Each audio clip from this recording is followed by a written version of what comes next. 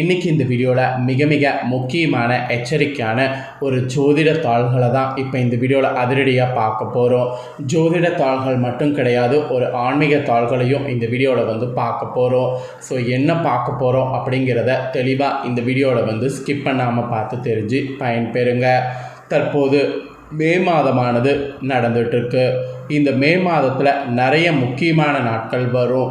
அதில் ஒரு முக்கியமான நாள் மே மாதம் 12ஆம் தேதி வர இருக்குது. மே மாதம் 12ஆம் தேதி ஒரு சாதாரண நாள் கிடையாது. அன்று தமிழ் மாதம் முதல் மாதமான சித்திரையுடைய 29ஆம் நாள், கிழமை திங்கக்கிழமை. இந்த நாள் மிகவும் முக்கியமான ஒரு நாள். அப்படி என்ன முக்கியமான நாள் அப்படின்னு கேட்குறீங்களா?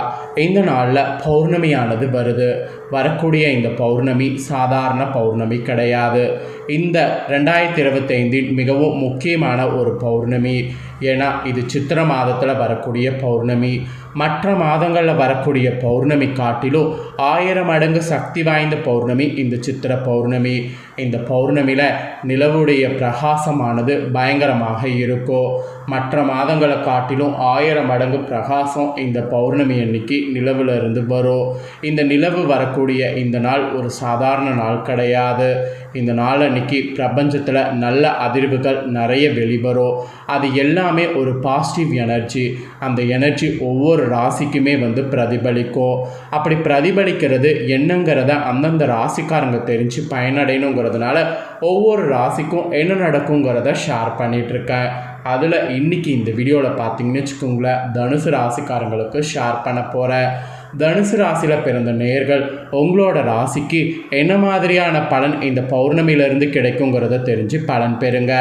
இந்த பௌர்ணமி உங்களுக்கு அதிர்ஷ்டமாக அமைகிற மாதிரி கிரகங்கள் அமைஞ்சிருந்தால் என்ன மாதிரியான அதிர்ஷ்டம் வரும், அப்படி ஆபத்தாக இருந்தால் எதில் ஆபத்து வரும், என்ன மாதிரி நீங்கள் கவனமாக இருக்கணும் அப்படிங்கிறத எல்லாமே இந்த வீடியோவில் உங்களுக்கு ஷேர் பண்ணுறேன். எல்லாத்தையுமே தெளிவாக இந்த வீடியோவில் உங்களோட ராசிக்கு நீங்கள் தெரிஞ்சு அதற்கேற்ப நடந்து பலன் பெறுங்க. அதுக்கு முன்னாடி இது ஒரு சாதாரண பௌர்ணமி கிடையாதுன்னு சொன்னேன். இந்த பௌர்ணமி பார்த்திங்கன்னு வச்சுக்கோங்களேன், மிகவும் சக்தி வாய்ந்த ஒரு பௌர்ணமி.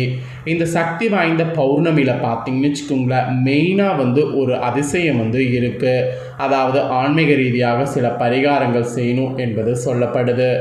ஆன்மீக ரீதியாக இந்த நாளில் நாம் பரிகாரம் செய்தால் நம்மளுடைய கர்ம வினைகள் தீரும். ஸோ கர்ம வினைகள் தீர இந்த சித்திரை பௌர்ணமி அன்னைக்கு என்ன ஒரு பரிகாரம் செய்யணுங்கிறத உங்களோட ராசிக்கு ஃபஸ்ட்டு சொல்ல போகிறேன். ஸோ ஆன்மீக ரீதியாக செய்ய வேண்டிய பரிகாரத்தை முதல்ல தெரிஞ்சுக்குங்க. அதுக்கப்புறம் உங்களோட ராசிக்கு இந்த பௌர்ணமியிலேருந்து என்ன நடக்குங்கிறத பார்க்கலாம். ஒவ்வொரு மாதத்தில் வரக்கூடிய பௌர்ணமி தினம் சிறப்பு என்றால், தமிழ் மாதங்களில் முதலாவதாக வரக்கூடிய சித்திரை மாத பௌர்ணமி மிகவும் அதிசக்தி வாய்ந்த நாளாக சொல்லப்படுது. இந்த வருட சித்திரை மாத பௌர்ணமி திதியானது 5வது மாதத்தில் 12ஆம் தேதி திங்கட்கிழமை அன்னைக்கு வருது.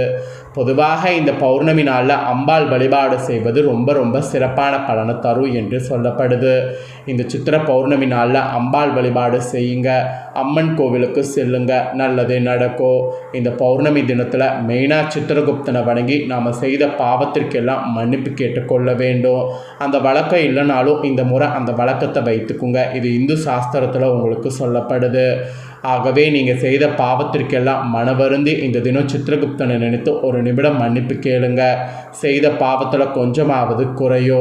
இந்த சித்திரை பௌர்ணமி நாளில் சித்திரகுப்தனிடம் மன்னிப்பு கேட்டதோடு விடாமல் ஆன்மீக சார்ந்த பரிகாரத்தை செய்யுங்க.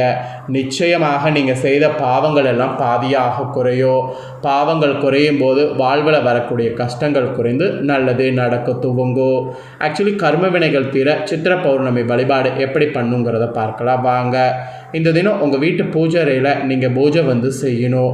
விளக்கேற்றி கற்பூர ஆரத்தி காண்பித்து வழிபாடு செய்யணும். சின்னதாக இந்த நாளில் ஒரு பாயாசம் செய்து வழிபாடு செய்யுங்க.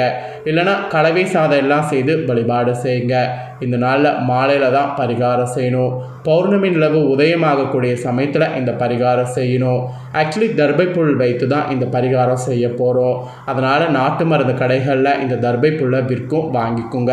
சிறிதளவு தர்பை புல்லை உங்கள் உள்ளங்கையில் வைத்து கொள்ளுங்க. மாலையில் கரெக்டாக சந்திரன் வந்ததுக்கு பின்னாடி, அந்த பௌர்ணமி நிலவு உதயமானதுக்கு பின்னாடி நிலவுக்கு முன்பாக நின்று நீங்கள் கையில் இந்த தர்பை புல்லை வைத்து, நான் செய்த பாவங்கள் எல்லாம் குறைய வேண்டும், இனி மனதறிந்து பாவங்கள் செய்ய மாட்டேன், செய்த பாவத்திற்கெல்லாம் மன்னிப்பு கொடுத்துவிடு என்று அந்த சந்திர பகவானிடம் சொல்லுங்கள். சொல்லிவிட்டு இந்த தர்பை புல்லை அப்படியே வீட்டுக்கு கொண்டு வந்து உங்கள் வீட்டு பூஜைறையில் வைத்து விடுங்க. ஒரு தட்டு மேலே தர்பை புல்லை வைத்து பூஜைறையில் ஒரு ஓரமாக வைத்து விடுங்க. இந்த தினம் திங்கட்கிழமை இரவு முழுவதும் இது பூஜைறையில் இருக்கட்டும். செவ்வாய்க்கிழமை எழுந்த உடனே அந்த தர்பை புல்லை எடுத்து சின்ன சின்ன துண்டுகளாக வெட்டி நீங்கள் குளிக்கக்கூடிய தண்ணீரில் போடுங்க. 10 நிமிடம் கழித்ததுக்கு பின்னாடி அந்த தண்ணீரில் தர்பை புல் நல்லா ஊறியிருக்கும். அந்த தண்ணீரில் இப்போ நீங்கள் தலைக்கு குளித்து விடுங்க. இப்படி நீங்கள் செய்தீங்கன்னா உங்கள் ராசிக்காரங்க உங்களை பிடித்த கர்மவினை பாவங்கள் எல்லாம் குறையும். இது நம்பிக்கையாக சொல்லப்படுது. ஆன்மீக சார்ந்த இந்த எளிமையான பரிகாரத்தை நம்பிக்கை இருக்கிறவங்க தனுசு ராசிக்காரங்க இந்த நாளில் ஃபாலோ பண்ணி பலன் பெறுங்க. அவ்வளோதாங்க. இதுதான் ஆன்மீக பரிகாரம் சொல்லப்பட்டிருக்கு. நெக்ஸ்ட்டு இப்போ ஆன்மீக பரிகாரத்தை தொடர்ந்து உங்களோட ராசிக்கு என்ன மாதிரி விதி மாறுங்கிறத சொல்ல போகிறேன். அதாவது இந்த பௌர்ணமியிலேருந்து என்ன மாதிரி விதி மாறுங்கிறத சொல்ல போகிறேன். உங்களோட ராசி நட்சத்திரத்துக்கு என்ன மாதிரி விதி மாறும் அப்படிங்கிறத தெரிஞ்சுக்குங்க. ஃபஸ்ட்டு தனுசு மூலமில் பிறந்தவங்களுக்கு சொல்லப்பட்டிருக்கு. உங்களுக்கு தெய்வீக சிந்தனையோடு பிறருக்கு வழிகாட்டுற மாதிரி இந்த சித்திரை பௌர்ணமியிலிருந்து நன்மையாகவே இருக்க போகுது. உங்கள் ராசிநாதன் பார்த்தீங்கன்னு வச்சுக்கோங்களேன், உங்களுடைய இடத்துல சஞ்சாரம் செய்கிறதுனால அவருடைய பார்வைகள் 10, 12, 2ஆம் இடங்களில் உண்டாகுது. இது தொழில் வியாபாரத்தில் இருந்த தடைகள் உங்களுக்கு விலக செய்யும். நீங்கள் புதுசாக தொழில் தொடங்கிறதுக்கு வாய்ப்பு கொடுக்கும். பணியாளர்களாக இருந்தீங்கன்னா உங்களுக்கு முன்னேற்றமான நிலை உண்டாகும். எதிர்பார்த்த இடமாற்றம், பதவி உயர்வு கிடைக்கும். சுப செலவெல்லாம் ஏற்படும். குடும்பத்தினருடைய தேவைகளை பூர்த்தி செய்வீங்க. பணவரவு உங்களுக்கு அதிகரிக்கும். அப்புறம் கேது ஜீவனஸ்தானத்தில் இந்த பௌர்ணமியிலிருந்து சஞ்சரிப்பதால் ஏற்றுமதி இறக்குமதி வர்த்தகம் சிறப்படையும். வெளிநாடு செல்வதற்காக மேற்கொண்ட முயற்சி வெற்றியாகும். சுக்கிரன் இந்த பௌர்ணமி முழுக்க உங்களுடைய எதிர்பார்ப்புகளை பூர்த்தி செய்வார். கணவன் மனைவிக்குள் இணக்கமான நிலையை மாற்றுவார். பொன் பொருள் சேரும். இந்த மாதிரி பல அதிசயங்கள் உங்களோட ராசி நட்சத்திரத்துக்கு இந்த பௌர்ணமியிலிருந்து நடக்குங்க. நெக்ஸ்ட்டு பூரணமில் பிறந்த தனுசு ராசிக்கு சொல்லப்பட்டிருக்கு. இதில் பிறந்தவங்களுக்கு எந்த ஒன்றிலும் உறுதியாக இருந்து செயல்பட்டு வந்தீங்கன்னா இந்த சித்திரை பௌர்ணமி நன்மையானதாக இருக்கும்.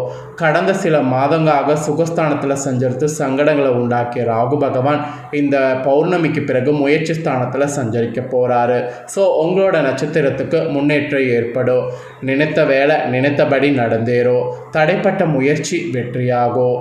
பணியாளர்களுக்கு இழுபறியாக இருந்த பதவி உயர்வு, இடமாற்றம் கிடைக்கும். கடந்த கால நெருக்கடிகள்லாம் விலகும். உங்களை பற்றி குறை பேசியவர்கள் தேடி வந்து பாராட்டு செய்வாங்க. செல்வாக்கு உங்களுக்கு உயரும். மனதில் தன்னம்பிக்கை அதிகரிக்கும். சனி பகவான் ஆட்சியாக சஞ்சரிப்பதால் உறுதியாக செயல்பட்டு உங்களிடம் பார்த்தீங்கன்னு வச்சுக்கோங்களேன் நல்ல முன்னேற்றங்கள் ஏற்படும். தொழில் வியாபாரம் லாபமடையும். சிலர்லாம் புதிய தொழில் தொடங்குவீங்க.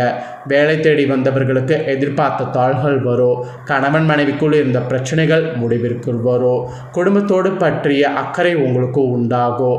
இந்த மாதிரி உங்களுக்கு பல மாற்றங்கள் இந்த பௌர்ணமிக்கு பிறகு ஏற்படும். அப்புறம் தனுசு ராசி உத்திராட 1ஆம் பாதத்தில் பிறந்தவங்களுக்கு சொல்லப்பட்டிருக்கு.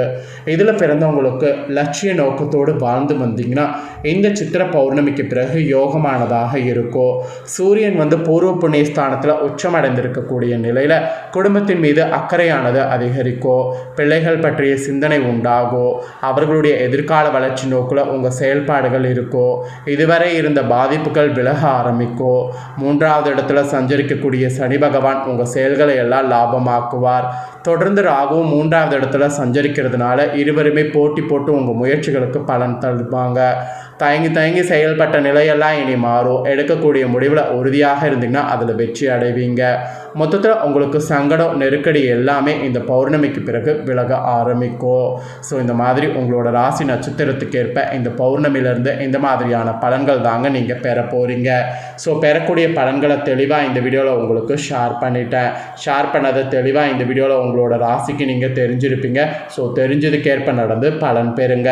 நீங்கள் இதை பார்த்து பலனடைகிறது போல் போல் உங்கள் ஃப்ரெண்ட்ஸ் ஃபேமிலியில் இருக்கிறவங்களும் பார்த்து பலனடையணும் அப்படின்னு நினச்சிங்கன்னா வீடியோ லைக் பண்ணி ஷேர் பண்ணுங்கள். வீடியோவை உங்கள் ஃப்ரெண்ட்ஸ் ஃபேமிலியில் இருக்கிறவங்களும் பார்க்கட்டும். அவங்களும் தனுசு ராசிக்காரங்களாக இருந்தாங்கன்னா இந்த தாள்களை தெரிஞ்சு இதற்கேற்ப நடந்து பலனடையட்டும். நெக்ஸ்ட்டு நம்ம சேனலில் நிறைய முக்கியமான வீடியோலாம் போடப்படும். அதை எல்லாத்தையுமே உடனுக்குடனே தெரிந்து கொள்ள மறக்காமல் நம்ம சேனலை சப்ஸ்கிரைப் பண்ணுங்கள், கூட பெல் பண்ண ப்ரெஸ் பண்ணுங்கள். அதெல்லாம் பண்ணிட்டீங்கன்னா இனி நான் போகிற மற்ற அப்படின்னா எல்லா வீடியோஸும் உடனுக்குடனே தெரிந்து கொண்டு பயனடையலாம். ஸோ மறக்காமல் சப்ஸ்கிரைப் பண்ணி பெல் பண்ண ப்ரெஸ் பண்ணி சப்போர்ட் பண்ணுங்கள். நெக்ஸ்ட்டு இதே போல் சுவாரஸ்யமாக வேறொரு புதிய அப்டேட்டான தாள்களோடு மீண்டும் இன்னொரு புதிய வீடியோவில் உங்களை சந்திக்கிறேன். நன்றி.